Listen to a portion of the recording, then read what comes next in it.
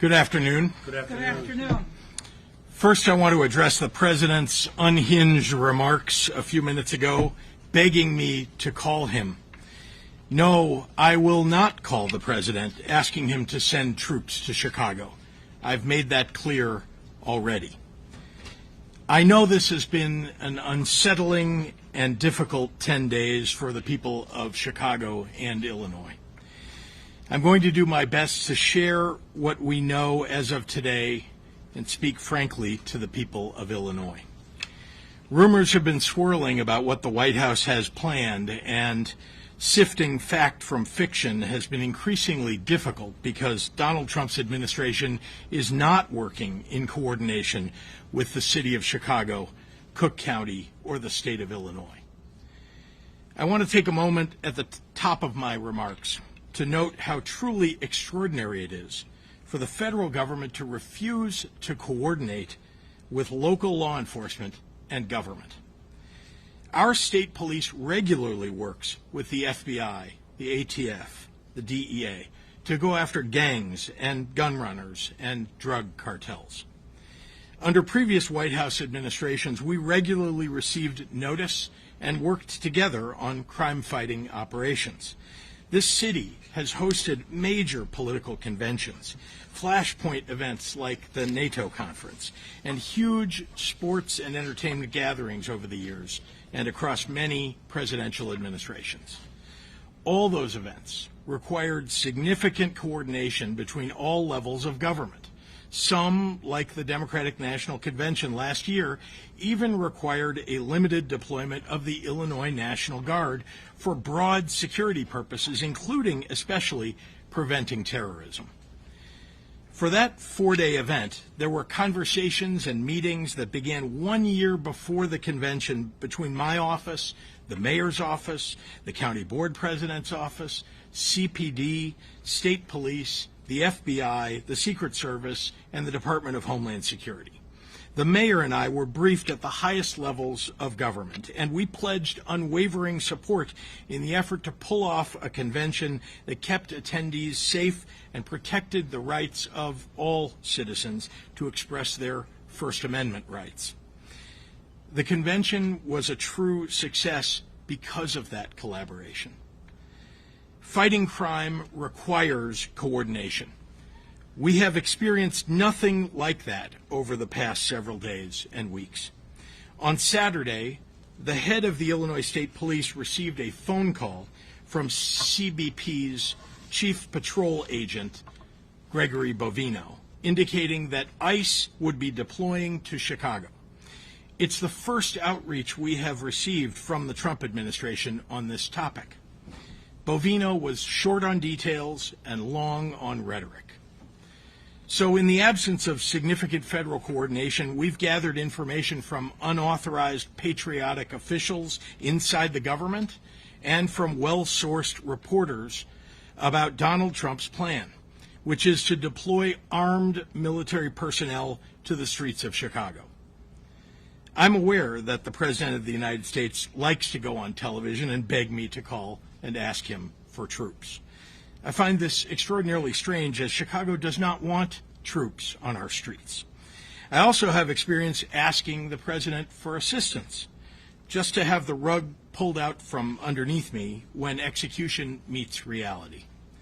I refuse to play a reality game show with Donald Trump again. What I want are the federal dollars that have been promised to Illinois and Chicago for violence prevention programs that have proven to work.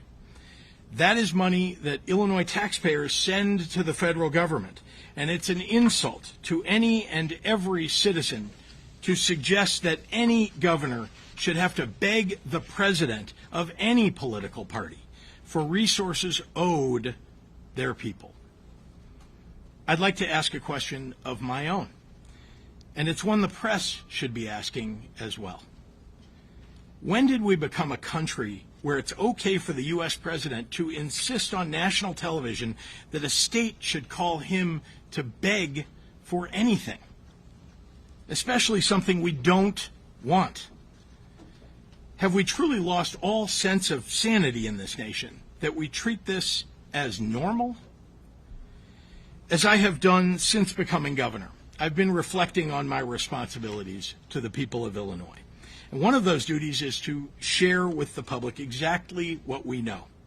In the coming days, we expect to see what has played out in Los Angeles and Washington, D.C., to happen here in Chicago.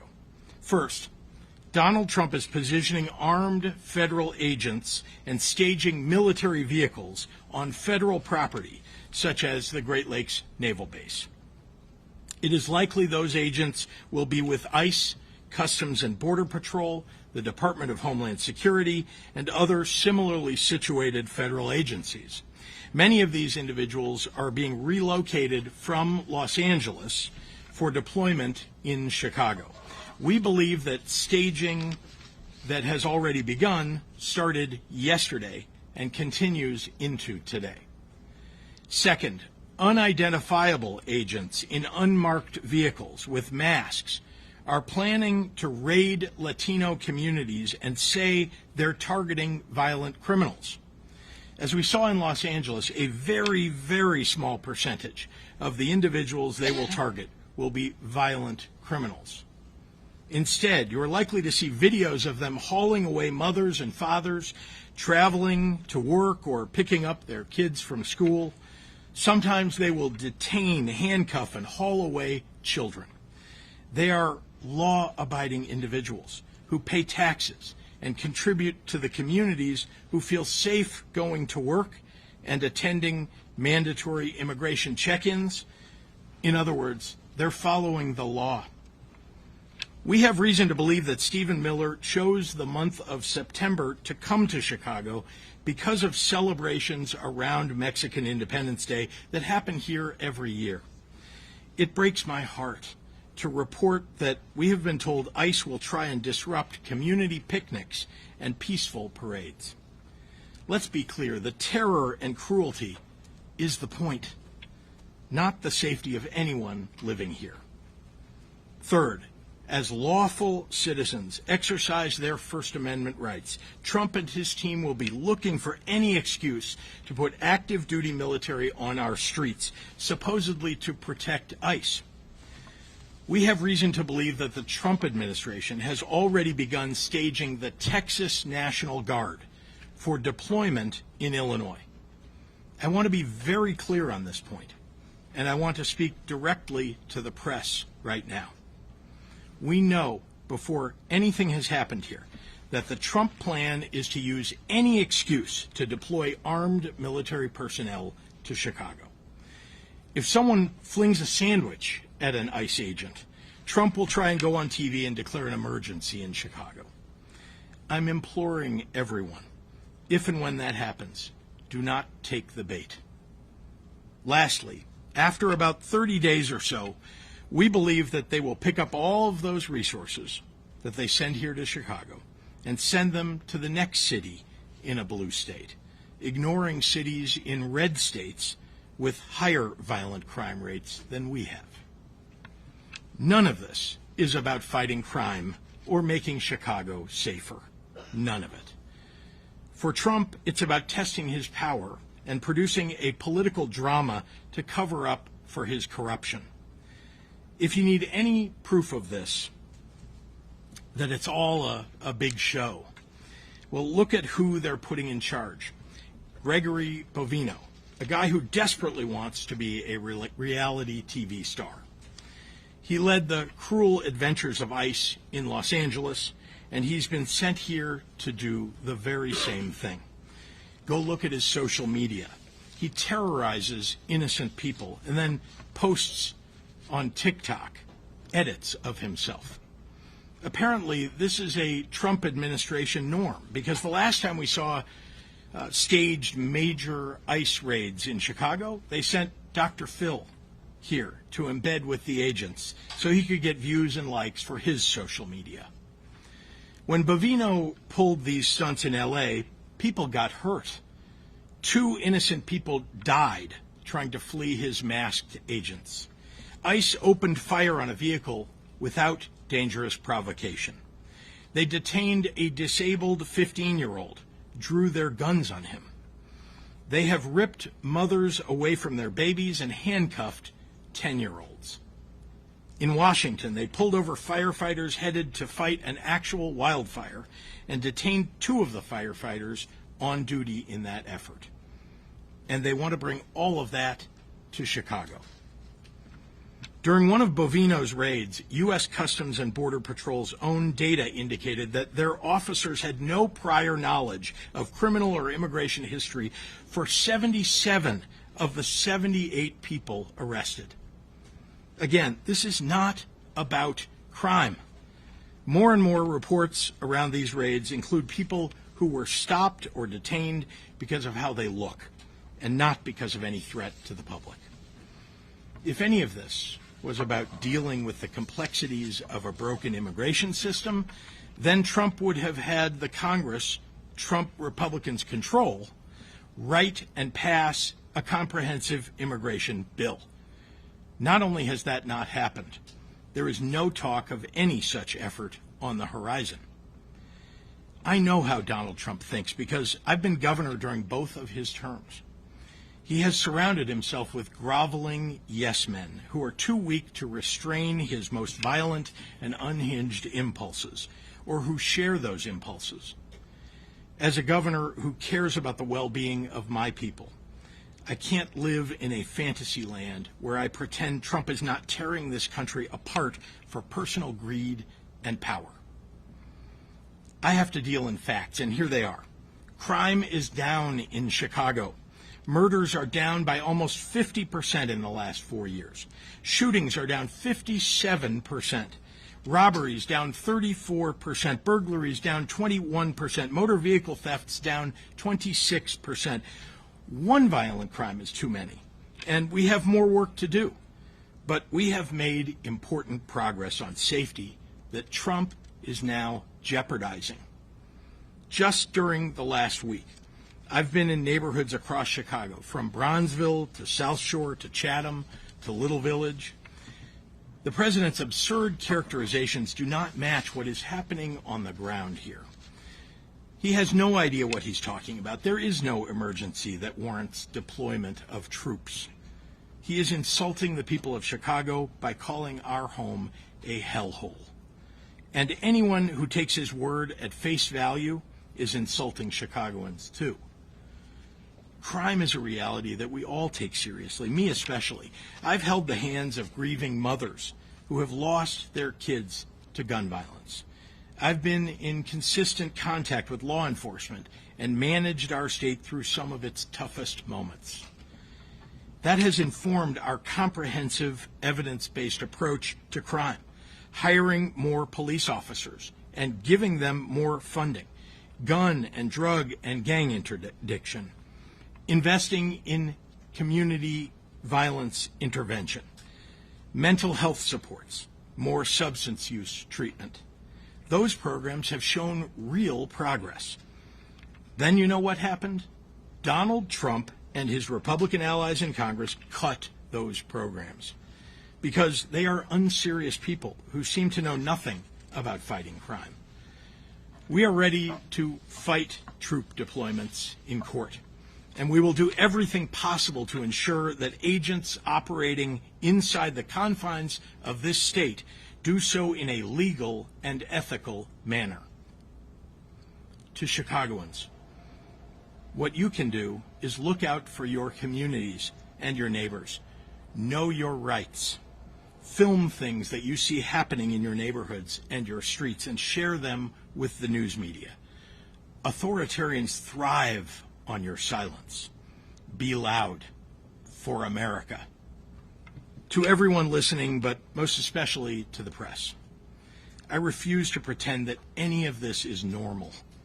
I refuse to concede that the abject cruelty that we're seeing play out with the execution of Trump and Stephen Miller's policies are okay or justified.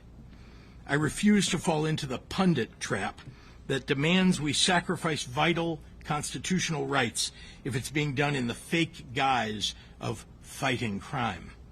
Because, as I said 6 months ago in my State of the State address, any rational person who has spent even the most minimal amount of time studying human history has to ask themselves on one important question. Once they get the citizens of this nation comfortable with the current atrocities committed under the color of law, what comes next?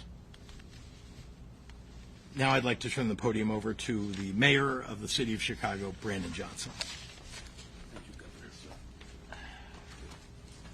Thank you, Governor. Good afternoon, everyone. Good afternoon. Thank you, President Preckwinkle, Lieutenant Governor Stratton, for being here, and our Attorney General Raul, and to the members of the press. Today we stand here united as the state of Illinois, Cook County, and the city of Chicago to send a very clear message. We do not want or need military occupation in our city. We do not want or need militarized immigration enforcement in our city. We have been clear on that, and we will continue to take every single measure that we can to protect our people from these threats. However, I also want to be clear about this. There are measures that the federal government can take right now to help continue to drive down violence and crime in our city. We need the federal government to stop the endless flow of guns into our state and into our city. Chicago police officers have taken more than 24,000 guns, illegal guns, off the streets of Chicago since I've taken office. Over 24,000 illegal guns taken off the streets of Chicago since I've been in office. They have worked hard every single day to make our city safer, and they've made historic progress. However, we will never be able to end gun violence in Chicago as long as the president continues to allow tens of thousands of guns to be trafficked into our state and our city. The vast majority of guns do not come from Chicago. They are not made in Cook County. They are not bought in the state of Illinois. These guns come from red states. They are coming from Indiana. They are coming from Mississippi. They are coming from Louisiana. And that is the harsh reality, whether Republicans like it or not. Occupying our city will do nothing to solve this problem. No matter how much work we do or how hard we work, whether it's expanding our Detectives Bureau, investing in community violence intervention, and addressing the root causes of crime, none of it will ever be enough until the president decides to end the mass trafficking of guns in our city. For every gun that the Chicago Police Department fights to get off the streets, 2 or 3 more new guns come into our city. Chicago will continue to have a violence problem as long as red states continue to have a gun problem. Shootings will continue as long as this presidential administration continues to put politics over people. We have sued Glock over their semi-automatic guns that are easily converted into automatic weapons with switches. We have taken down gun stores in Indiana that illegally sell thousands of guns to traffickers who move them into Chicago. But whatever we shut down, and whenever we do this, another one pops up. The governor has worked extremely hard to strengthen our gun control laws across our state. And as much as we would like to, we cannot send officers across state lines to stop this problem at the source. We only have jurisdiction over our own city. The governor only has jurisdiction over our state lines. It is the role, more importantly, the responsibility of the federal government and the president to stop the trafficking of weapons across state lines. For every shooting in Chicago, there is a gun trafficker in Mississippi making money. There is a gun trafficker in Louisiana profiting off of our pain. And this is a serious problem that has gone on for far too long, and it requires serious solutions. We wrote a letter to President Biden after a mass shooting in Chicago 2 years ago, asking for more resources to stop gun violence in our city by deploying federal agents to hold these gun traffickers accountable. President Biden responded with more resources and stronger enforcement, and that alone had a significant impact on gun violence in our city. We need President Trump to do the same. Instead of using militarized ICE agents to terrify our communities here in Chicago, instead of sending in Border Patrol to our city to detain mothers and fathers who have called Chicago their home for decades, working class people who pay their taxes and make our communities stronger, they should direct those resources to taking down gun traffickers so that we can finally put a stop to the violence. If the Chicago Police Department had a fighting chance, we could end gun violence in Chicago. But as long as this president allows hundreds of thousands of guns to come into our city, we will always be fighting an uphill battle. And so our call to the president and to his fellow Republicans who want to weaponize the tragedy of gun violence, the Republicans who want to use the pain of families who have lost loved ones to shootings, and who want to use our city as a punching bag.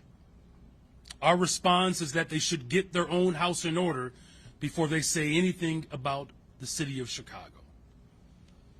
We have done tremendous work with the Bureau of Alcohol, Tobacco, Firearms, and Explosives, ATF in Chicago. On August 4th, ATF worked with the Chicago Police Department to take 171 guns off the streets in just one action. They took 64 machine gun switches. These are devices that turn guns into automatic weapons, and they are almost always found on the scene of mass shootings in our city. These guns are linked to shootings and homicides in Chicago going all the way back to 2017, including the killing of a 14-year-old boy. So my question is, why did Trump cut $468 million from ATF's budget in his nasty signature bill? Why did he cut funding for the agency responsible for getting guns off our streets by almost 30%? Why did he cut 1,465 positions from an agency that is so critical to reducing gun violence? They cut funding from the agency that is actually stopping gun traffickers so they could increase funding for ICE and Border Patrol. I'm going to repeat that again so that it sinks in. Trump gutted the agency that actually catches gun traffickers just so that he could hand money to ICE and Border Patrol. This president doesn't care about gun violence. He just wants his own secret police force that would do publicity stunts whenever his poll numbers are sinking, whenever his jobs report shows a stagnating economy, whenever he needs another distraction from his failures. That's what this is about. The Trump administration continues to try to use the real pain and loss of gun violence victims as a pretext for expanding his own power. Unfortunately, even some elected officials in our city and state have parroted these lies. But here's the truth. Donald Trump is the last person in America who cares about families on the south and west side of Chicago, those who are dealing with violence on a regular basis. He's the last person. The thought doesn't even cross his mind. If he did, he wouldn't have cut $800 million from violence prevention organizations. These are funds that would have gone towards organizations on the south and west side who are on the front lines driving down gun violence. He wouldn't have cut $468 million from ATF. He wouldn't be sending ICE and Border Patrols to Chicago. He would be sending ATF agents to Mississippi. He would be sending these agents to Indiana. He's worried about the wrong border. We don't have an immigration crisis in Chicago. We have a gun crisis, and the president could care less about the real solutions. In closing, violence in Chicago is not because we have too many immigrants. It's because we have too many guns. So our message to Trump continues to be the same. Stop posting truth socials. Stop making statements. Stop threatening to send troops or ICE. Stop defunding our communities. Just do your job and end the trafficking of guns into our city.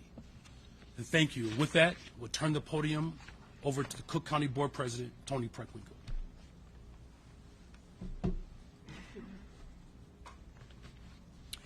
Good afternoon. Good afternoon.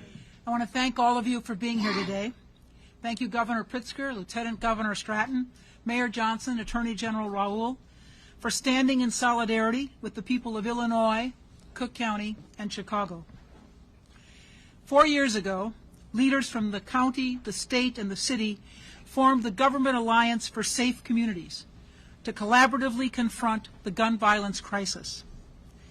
This alliance works to maximize the impact of public funding, build cross-sector partnerships, and support organizations working on the ground to reduce violence. Together, we've made historic investments in community safety. Over the last 3 years, Cook County alone has invested over $100 million in community violence intervention and other evidence-backed violence prevention strategies. We will soon launch a new capacity-building network to provide training and technical assistance to strengthen organizations and maximize their impact in communities. Our government partners at the state and city level have also invested at unprecedented levels. Why do I bring this up? Because it's working. In Cook County, we've seen a 35% drop in gun homicides from this time last year and a 45% drop in gun homicides from 2021. I'm going to say that again. In Cook County, we've seen a 35% drop in gun homicides from this time last year and a 45% drop in gun homicides from 2021. Our investments are working. Meanwhile, President Trump is freezing $158 million in funding for violence prevention programs in cities like Chicago. He's dismantling the Office of Gun Violence Prevention and terminating more than $800 million in anti-violence grants nationwide. Needless to say, crime prevention is not his true agenda. The President is reducing resources that are working while undercutting local efforts. He is deploying active-duty military personnel within our own borders. This is our America today. I say all this as we gather at a critical moment in our nation's history. For generations, our parents and grandparents believed that democracy was not simply an idea. It was a promise that people, not soldiers, should decide the future of our communities. That promise is now being tested. Threats from the federal administration to send ground troops to Chicago will test us. Let me be clear. There is no emergency in Chicago that warrants federalizing the National Guard, deploying the National Guard from other states, or sending active-duty military personnel within our own borders. Their presence has not been requested by local leaders. The streets of Chicago belong to the residents of Chicago. They do not belong to federal troops. They do not belong to those who would use intimidation and violence as tools of political oppression. As the president of Cook County Board, I've spent my career working to make our institutions more fair, just, and accountable. Democracy is strongest when our people feel empowered, not threatened. If our residents see soldiers in combat gear patrolling their neighborhoods, they won't feel safer, they'll feel intimidated. Rather than troops, here's what's needed. We need the Trump administration to pass bipartisan, comprehensive immigration reform. Restore community violence intervention grants. Lower the costs of goods impacted by tariffs. And restore cuts to Medicaid and SNAP that take away health care coverage and food from the table. History teaches us that democracy is not self-sustaining. It requires constant vigilance. It requires courage. And most importantly, it requires people willing to stand up and say, no, you will not trample our rights. To the people of Cook County, I say this: do not be intimidated. Do not be silenced. Democracy depends on your voice, your courage, and your peaceful, I'll say that again, peaceful participation. Stand tall, speak up, and remember that no troops, no weapons, no show of force is stronger than united communities that refuse to yield our rights. Chicago will not succumb to threats, and Cook County will not be silenced. I'd like to welcome to the podium the Attorney General of the State of Illinois, Kwame Raoul. Thank you, Madam President, Governor, Mr. Mayor, and Lieutenant Governor. I'd like to repeat something the Governor said. We cannot, and not anybody in this room can be dumbed down to believing that any of this is normal. President Trump has been utilizing the notion that he and he alone can deal with crime in American cities, and his preferred tool in doing so is the American military. The problem with this approach is that it's both bad strategy and illegal.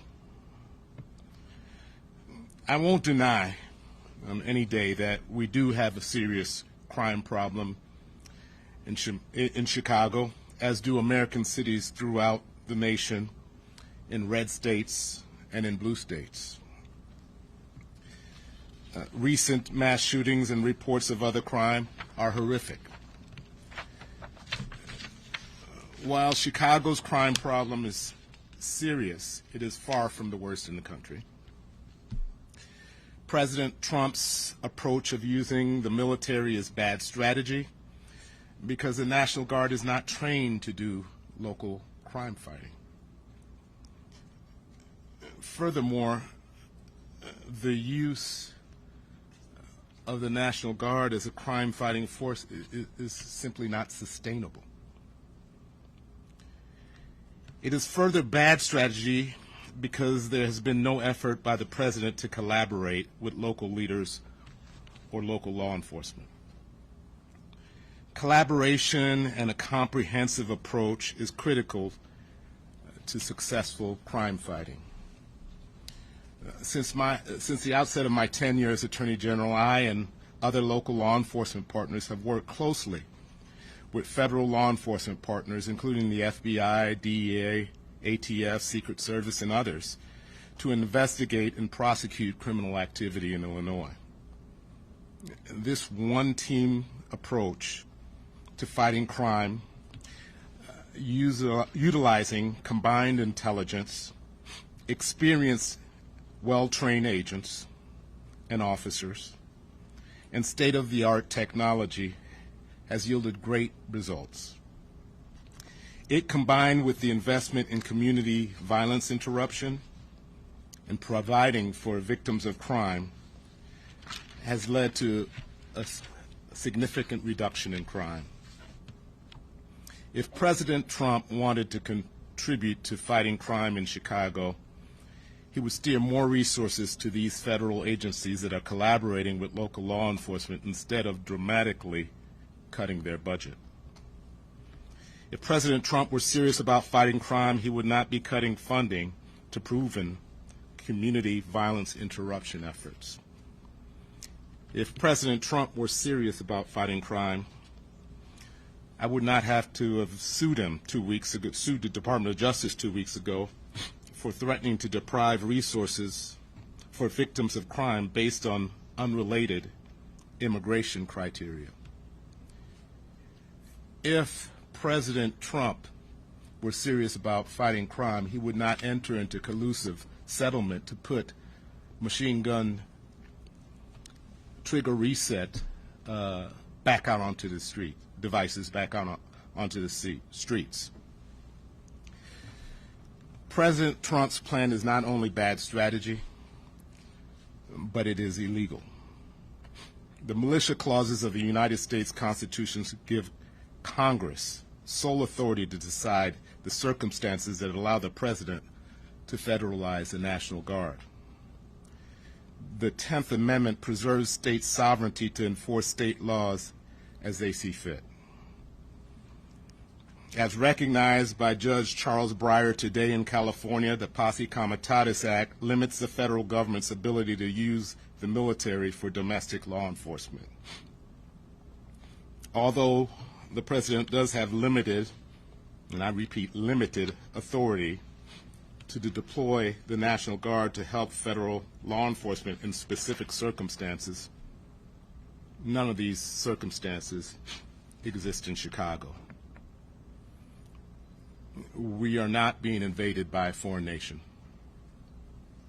There is no rebellion against the federal government as there was on January 6th.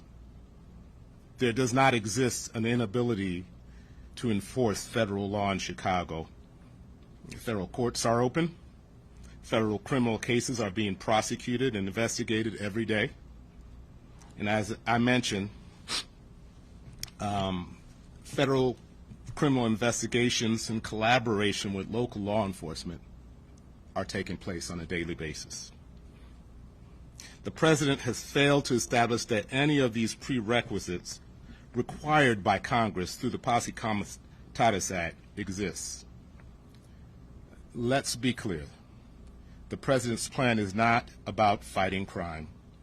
It's purely performative. He wants to demonstrate a show of military force towards American citizens as we would only see in authoritarian countries like China, North Korea, or Russia.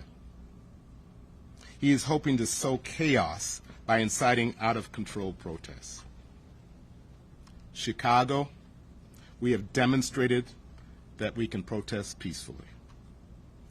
It is imperative that we do not take the bait.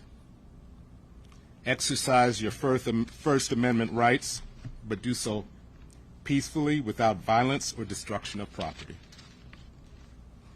I invite folks to visit my website, IllinoisAttorneyGeneral.gov, and review free guidance before you participate in protests. This administration frequently disregards our Constitution and federal law. In fact, the President has even questioned whether he has to comply with our Constitution. But we are here to say that no president can flout the Constitution, not here in Illinois. In Illinois, we care about the rule of law, and we intend to preserve it. As Governor Pritzker already said, there is no emergency in Chicago. I've been in touch with the governor's office and the City of Chicago Corporation Council, and we will not hesitate to take action to protect our residents if this administration breaks the law or violates our Constitution. And with that, I'd like to pass the mic to our Lieutenant Governor. Hello, everyone. I'm Juliana Stratton, and I'm so proud to serve as Illinois' Lieutenant Governor at this moment in history. Thank you to Governor Pritzker, Mayor Johnson, President Preckwinkle, and Attorney General Raoul, and everyone standing here together preparing to defend our people. I've dedicated my entire career to creating safer communities across our state. As Lieutenant Governor, I lead councils and initiatives focused on addressing the root causes of violence and delivering peace. I've had countless conversations with people who have been impacted by crime, and I can say without a shadow of a doubt that no one, absolutely no one, has ever asked to militarize our city. This performance by Donald Trump and the puppets in his administration has nothing to do with eliminating crime. This con is about power, control, and fear. Trump is weaponizing federal agents against vulnerable communities in an effort to scare us all. When we see our neighbors snatched from the sidewalk and peaceful residents thrown into unmarked vans, it will hit a nerve, and it should. But he is banking on the heartbreak any decent person would feel watching this abuse so that he can manipulate tensions and further his power grab by sending actual soldiers into Chicago. The Pritzker-Stratton administration has been working closely with community and advocacy organizations to prepare resources ahead of this invasion. And while we can't take the fear of this moment away, we can help equip you to face whatever comes next. If you or someone you love aren't sure what resources exist for immigrants in our state, I want you to go to IllinoisImmigrationInfo.org. Let me repeat that, IllinoisImmigrationInfo.org. On the front page, there's a red button that says Learn Your Rights. That takes you to a complete Know Your Rights toolkit where you can access specific guidance for different scenarios. Also on that front page is a red button that says Get Legal Help. If you or someone you know needs an immigration lawyer, this page has resources for finding representation. IllinoisImmigrationInfo.org also offers a family emergency plan template so you and your family can make a plan together before anything happens.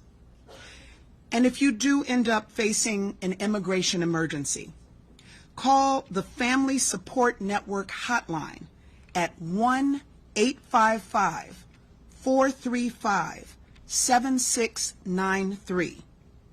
There are translation services available and people ready to help. Our goal is not to scare anyone, but to prepare everyone to face some ugly realities in the coming days. Many Illinoisans who look a certain way are going to spend this time living in deep fear. That will mean skipping celebrations, avoiding certain places, and keeping in constant contact with your loved ones. The best thing that those at risk can do in this moment is to prioritize your health, mental wellness, and safety above all else. To those who have the privilege of never knowing what it feels like to question your safety because of how you look, this is your moment to step up and step in. Raise your voices on behalf of those who cannot. Chicago has a long history of peaceful protest. We're no strangers to calling out corruption and speaking up when our rights are on the line. We've shown that peace begets progress, and it's time to do it again. This version of America is not safe for anyone's American dream, but it can be if we take each other's hands and push back against this hate with every fiber of our being. Despite the gaping lack of humanity in Trump's soul, we know who America really is. A place where our ancestors triumphed over evils even greater than those we face today. A place where goodness exists alongside complexity. A place where goodness is real and powerful and worth fighting for. We are with you, Chicago and Illinois. Our only way forward is together. And so, together, we will march. With that, I will ask Governor Pritzker to come back to answer questions from the media. Thank you. Rose.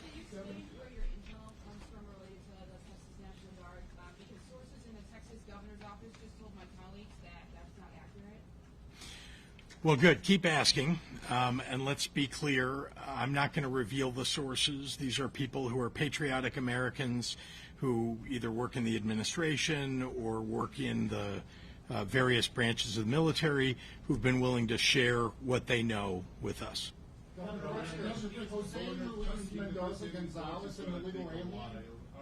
Say that again, I'm sorry.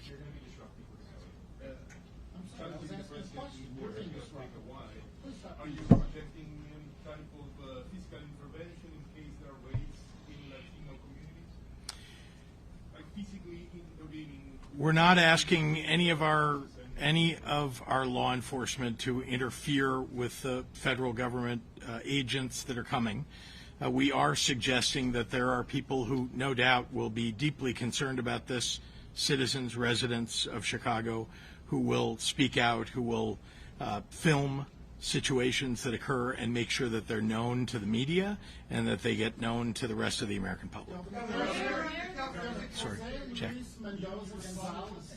responded to one part of what the president said in the Oval Office, but he also said, when asked about the National Guard in Chicago, said, quote, "We're going in." Can you respond to that, and can you tell us, are there any plans for a preemptive lawsuit? Well, there's no such thing as a preemptive lawsuit. If something occurs that trips the wire that allows us to go into court, and I'll just look at the Attorney General when I say this to get his confirmation, we absolutely will go into court, but that hasn't occurred yet. His comments aren't enough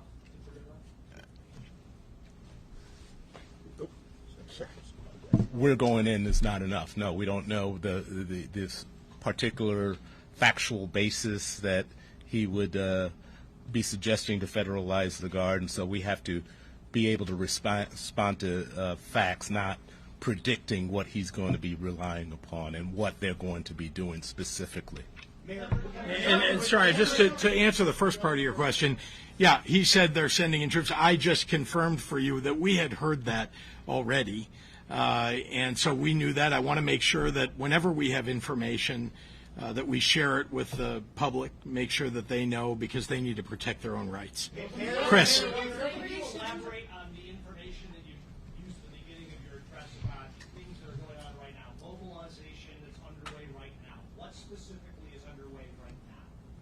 Well, we're aware from some media reports, as well as from reporters who have pretty good sources, that they, in fact, have gathered ICE agents and military vehicles, and that there are more ICE agents that are on the way. And again, many of the people who are coming seem to be coming from Los Angeles and having been part of that raid. So if you want to look at what it is that they're planning to do, you could just look at what they did in Los Angeles. Paris. Mayor, can I ask you? Mayor Johnson, I'm sorry, Mayor, can you, will the Chicago Police Department, will Superintendent be authorized to actually arrest federal agents that violate municipal code now on masks and identification? What you've already seen with our executive order, we made it very clear what the distinction has to be. The local police department's responsibility is to protect the residents of the city of Chicago. That's what their role is. That's what the responsibility is. That's what they'll maintain.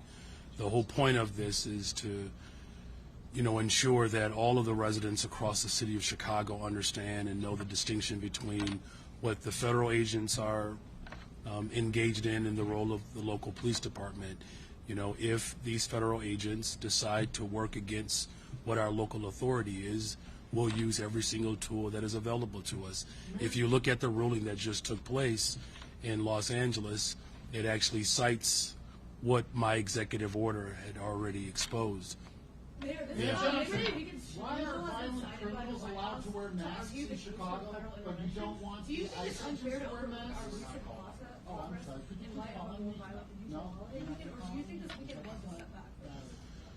Well, look, every time someone is shot, every time someone loses their life to violence, it's a tragedy. My heart breaks every single day when these tragedies occur. But as far as the work that we are doing to drive violence down in the city of Chicago, it's why I'm even more committed after a weekend like the one we just experienced.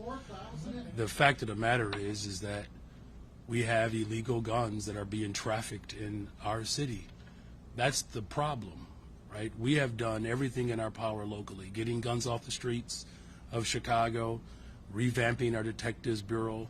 We have a clearance rate of 76%, so we're solving violent crime in Chicago. And look, these are my neighbors.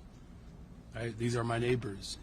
I wake up on the west side of Chicago, and neighborhoods across the south side of Chicago have dealt with violence for 60 years. the progress that we are making doesn't mean that we stop.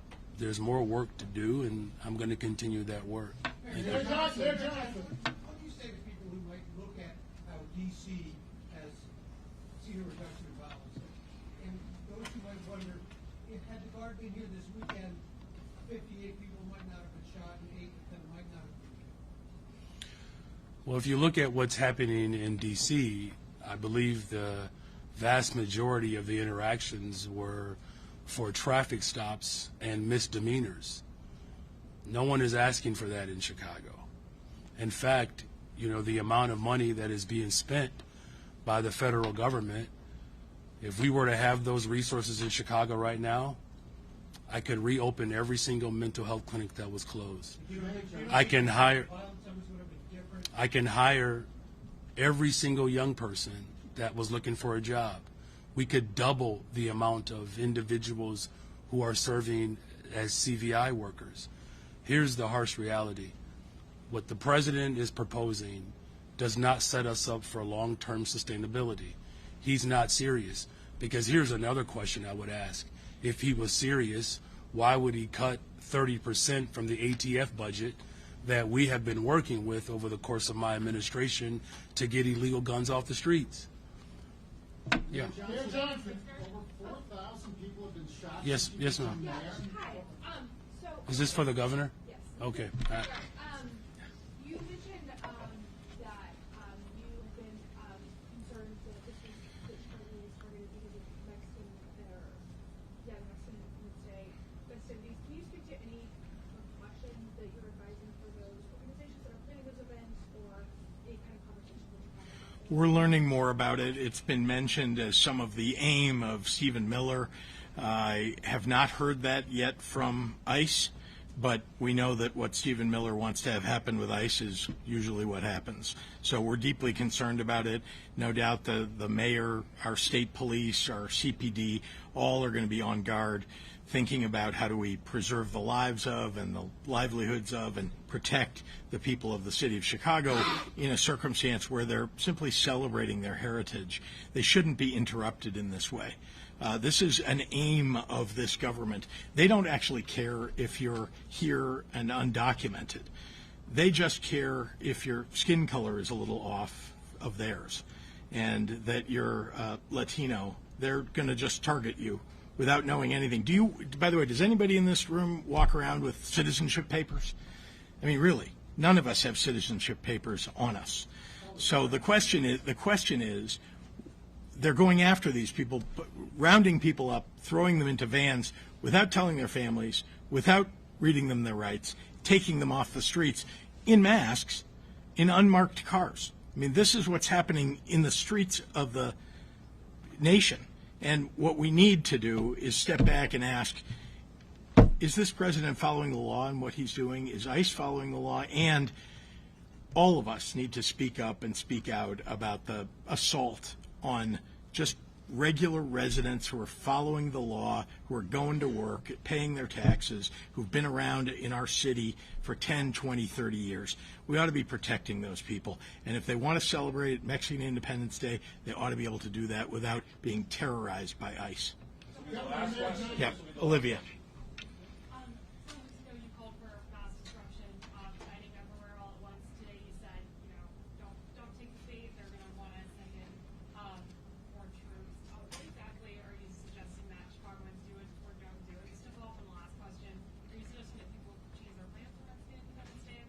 Not suggesting anything about that. Certainly the Chicago Police Department, the City of Chicago, that's hosting the Mexican Independence Day events, will work with state police and others to determine how that ought to be handled. Sorry, your first question is just the focus from what I said a few weeks ago, or actually a couple of months ago. Yeah, guess what? People ought to be speaking out about what this administration is doing. I'm doing it from this podium, but people can go protest. People are holding up signs on street corners with their friends to protest. There are thousands of people, indeed millions of people, that showed up for No King's Day. I'm encouraging people to peacefully, have said that all along, megaphones, microphones, go to the ballot box. Those are all the things that I said. Let's be clear. And to the extent that people want to protest, they have that First Amendment right to do so. All I'm saying, as I said back then, is that you ought to do it peacefully and that you ought to make your voices heard. Yeah. Thank you. Thank you.